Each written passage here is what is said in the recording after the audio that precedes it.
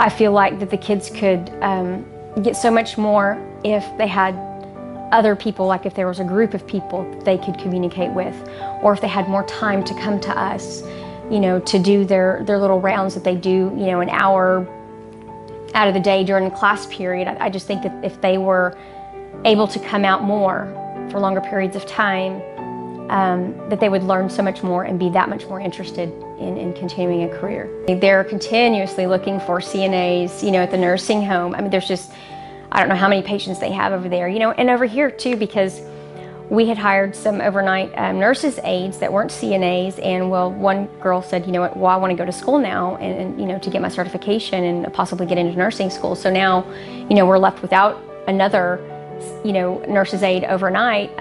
So yeah, I think that could just start the interest right there, you know, with the CNA program, which I think is great. It just needs to grow from where it is now, you know, to get them interested in different things. What options are out there for them?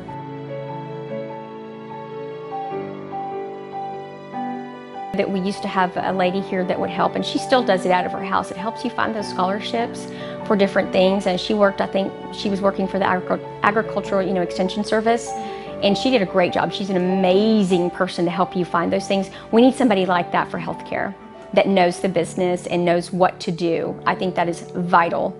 And I, you know, the kids that came in through their healthcare occupation rounds, I said, if you love your parents, you will find scholars, you will apply for scholarships and not have that, you know, $50,000 worth of debt, if not more. But that opportunity needs to be there. They need to know that that's there. And so yes, I think if they did have that, that would make them want to go out and find those scholarships and see that, oh man, this really is gonna cost me a whole lot of money. I better get started now, you know, and figure out how I'm gonna do this and get this plan together.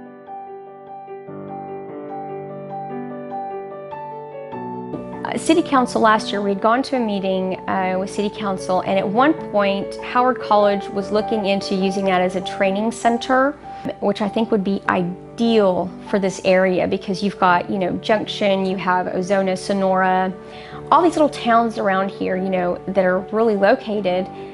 I think it would just be prime, you know, for our continuing education. With my position, I have to have 20 units of continuing education, and the nurses have to have so many. All of us that have certifications have to have continuing education, which we normally do, you know, online instead of going to seminars or something like that, you know, to have it on hands, which is way better for me. You know, but the training facility would give us an opportunity to show what you can do instead of having the trouble of traveling so far out to Big Spring, because a lot of those, you have to go out to Big Spring. If you go to Howard, you have to go to the Big Spring facility to do your rounds and stuff. So that just makes it even harder, and Big Spring's not close. No, you know, and it would bring income to the community as well, because those people have to eat. Those people, you know, if they choose to live here, they would, you know, they would have to find somewhere to live. So it would be great for the city.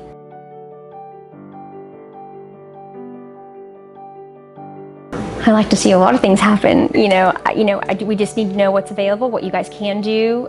We just need a lot of help. We need a lot of help.